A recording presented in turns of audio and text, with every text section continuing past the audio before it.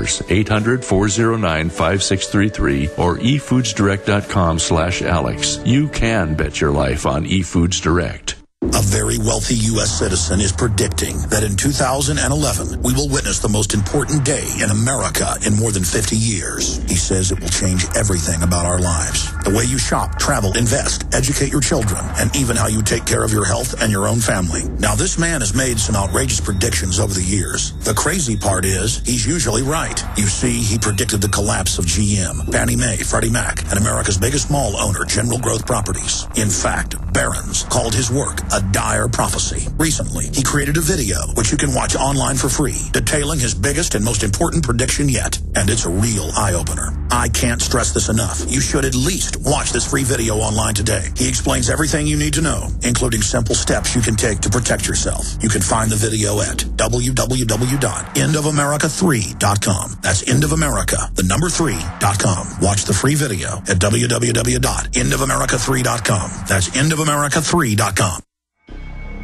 Alex Jones here with vital information concerning our nation's fragile food supply. Folks, there are some truly dangerous trends forming, and I think it's important for my listeners to do three things right away. Number one, study the past. History really does repeat itself.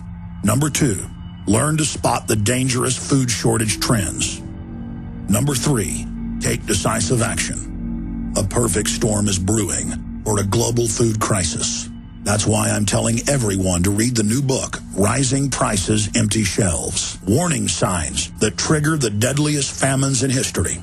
Don't get caught unprepared when the crisis hits.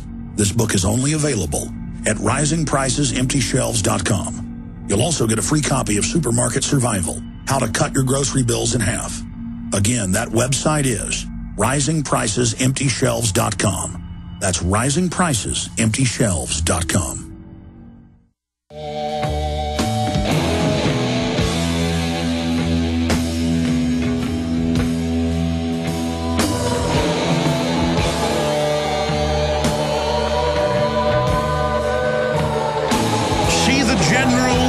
Gathered in their masses, just like witches at black masses. In the fields, the bodies burning as the war machine keeps turning. Crank it up.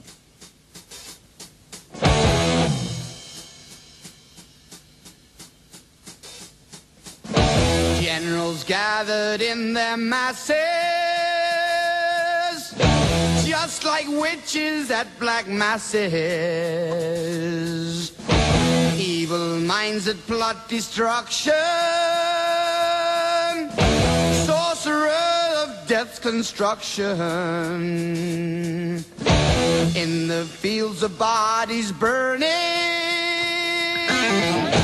as the war machine keeps turning. Death and hatred to mankind, poisoning their brainwashed minds. Oh, Lord, yeah. Oh, Lord, yeah. All right. Says it all. Sorcerers of death's construction. That's what all of this is about. And the incredible thing is, once you've bought into that we're the good guys, and you don't even know who we are, who runs this country, who runs this world, you don't even read the handbooks written by the globalists where they admit it's a cold-blooded global depopulation program. One day they tell you, we're doing all this to fight al-Qaeda, and then al-Qaeda's put in charge of Libya and now Egypt. And the betrayal of the Western-backed dictator Hosni Mubarak, who wasn't perfect, but compared to what they got now was an angel. Gaddafi, who actually tried to build up Africa. You could say it was arrogance or that he actually cared. I know the Africans loved him. I know he was the only person that would try to build things in Africa that actually helped people. You know, in the 50s and 60s, Africa actually had cities and universities, and it's all been destroyed now. And I always hear this, well, that's because the colonials pulled out. No, that's because the colonials went in when they were getting kicked out and financed groups to engage in rebellion and destroy the place. You can get anybody to start killing each other. And yeah, Africans like war like any other group of humans. They got the same buttons everybody else has, and they sure got pushed. And now those buttons are going to get pushed here, economically, societally, to play us all off against each other and bring this nation and this world down into the hands of the globalist. Are you seeing what's happening? Google releases their transparency report, itself created by DARPA, on record. I would praise this because it's been leaked from Yahoo a few years ago. They won't release it, but their own employees leaked it, so I commend those folks. But Google released a transparency report, as you know, 3 days ago. Paul Watson was the first to get articles out and dig through it. Now others have. And it turns out police, quote, order YouTube to take down videos because it, quote, shows them in a bad light. They're very honest with Google in the filings. You can go read them. The federal government tells them take down videos because they're critical of the government. When they order YouTube to do this, Google's parent company, through Google, YouTube, YouTube complies with it. So I guess the Federal Reserve, when it called up 2 weeks ago and said, take this video down of Alex Jones at the San Antonio Fed, it's still before their review board. I don't know. They say if you force a review and they rule against it, you can lose the channel. 1 strike, usually get 3. We're talking about something that's reached 150 million people, that one channel, that's going to reach even more in the next year. It's growing exponentially. You know, that's a major TV channel in any city that's had that many views. I mean, go look at it. We've had hacks of the site, every form of chicanery you can imagine. And now they've introduced the legislation, which mirrors the global treaty. Remember the secret copyright treaty earlier this year that came out that Obama wants, where no judge, no jury. If a corporation says you've infringed in word, in video, in anything, your site is taken. Not just deleted, they can take it and sell it. Asset forfeiture seizure. No judge, no jury. Just like cops under Admiralty pull over old ladies. It's in the news all the time. Why do you have $3,000? They ask a Depression-era woman. She says, because I always carry a lot of cash when I'm traveling. Well, I'm taking it. People say, how do they do that? Well, it's presumed you're guilty because the cops have been told that's the law. It's not. It's totally unconstitutional. You know, everybody knows checkpoints are illegal. But now all over the country.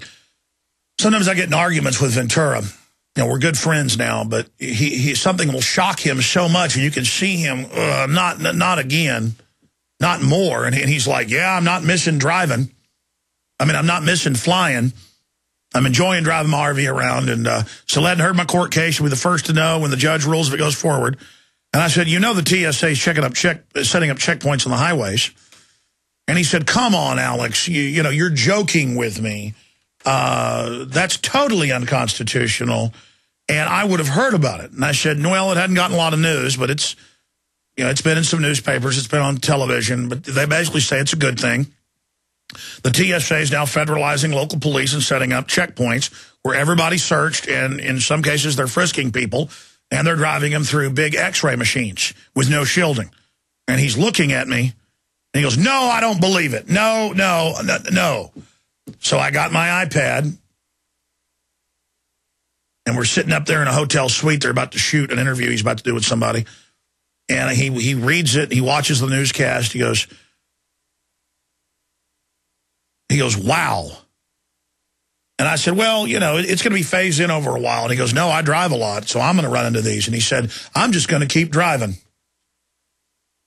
And knowing him, he will. He said, you know what? This is unconstitutional. I haven't done anything wrong. I'm just going to keep driving. And that shows you where this society is going. And about an hour later, we're eating dinner, and he's just shaking his head going, you know, is there any hope, Alex? There's always hope if we can break the trance. There's always hope. You know, an hour later, hour and a half later, he was now really thinking about it.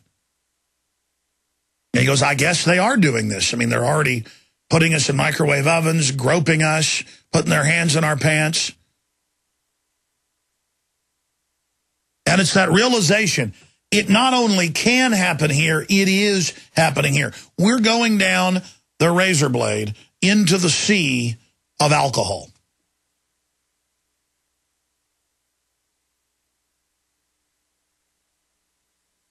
We are slipping down into the abyss, and we have the most wicked, most macabre, most sadistic, most twisted elites, and I've studied history, that the world has ever had.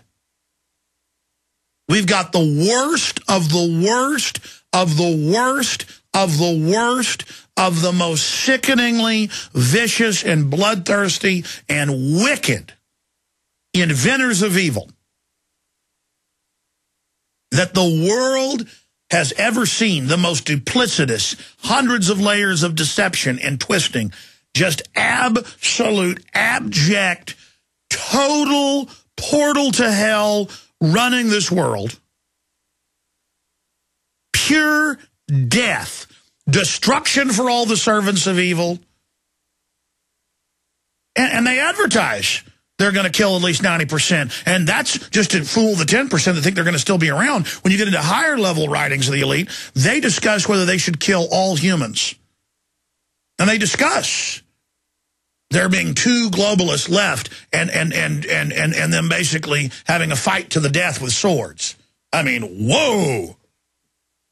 Whoa. That's who runs things.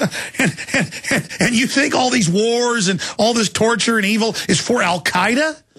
I knew a decade ago, and then I got the documents 3 years ago and broke it. Nationally, I got a call from Ron Paul's office. I got a call from Chuck Baldwin's office because they were in it. And they're like, Alex, is this really real? And of course it's real that you're on a terrorist list. And they tell cops if you've got an American flag on your bumper, that says, get us out of the UN, you're a terrorist. Of course it's real, because the feds took a week to admit it was real. I said, look at that control code on the bottom. I called the FBI. They started threatening me, asking me how I got it. And I said, I got it from people inside. That was with the federal master document. Then, of course, it was the MIAC that state police sent me. And when you get these documents, they're not talking about Al-Qaeda, ladies and gentlemen. They're talking about people that can skin a buck and run a trot line. They're talking about people that love freedom. They're talking about people that aren't in the matrix. They are scared of veterans. The number one threat is a veteran. And here's these veterans empowering this whole evil structure because of the brainwashing cover story. And the minute you get out, you are their number one enemy if they can't recruit you to be a cop. And then they do the psychological testing and they've got your record. They're not going to accept you if you showed concern when the helicopter blew up the car full of kids for no reason. I found out they do reports. You see that Apache helicopter shoot up the Reuters van with little kids in it, and then Army soldiers run over and get the kids, and you hear them on the radio, I got kids, and you hear the helicopter guys laughing. Whatever, that's what you get coming to a battle. It's not a battle. They're out in the middle of the city. Reuters camera guys got their kids with them. But again, the point is the guys actually on the ground that have got to see the kids, shot by the high-powered gun on the nose of that thing, they're actually down there with the people. But you've got the guys back, 800 yards, 1,000 yards, and they're, oh, look at those guys. I mean, that's when you hear them start going, whatever, because they hear the Army on the ground, the Army soldiers going, we got kids, get me a medevac immediately. They're hurt bad, and they're running with them. And you hear the guys who are separated from it up there. And again, the good thing is if they would have really gotten off on it, it would mean they've already lost their souls. No, they have to, well, it's what you get going to a battle zone, to salve their soul. But see, if they don't repent, they will be brought into deeper levels of darkness. You have got, listen, this whole modern warfare system, they admit the Pentagon developed video games for instinctive shooting, so you dehumanize targets. All the violence on television is admittedly to desensitize you That's why when the Marines threw the puppy a few years ago, they grab it, it's crying, they throw it off the cliff and laugh. And there's hundreds of these where they torture animals to death, these videos. Michelle Malkin came out and said I was a liar and that it was a toy dog and that I basically worked for Al-Qaeda. And all these idiots said, look how its feet are up. That's a toy. You ever held a dog up by its scruff? That's how they want to be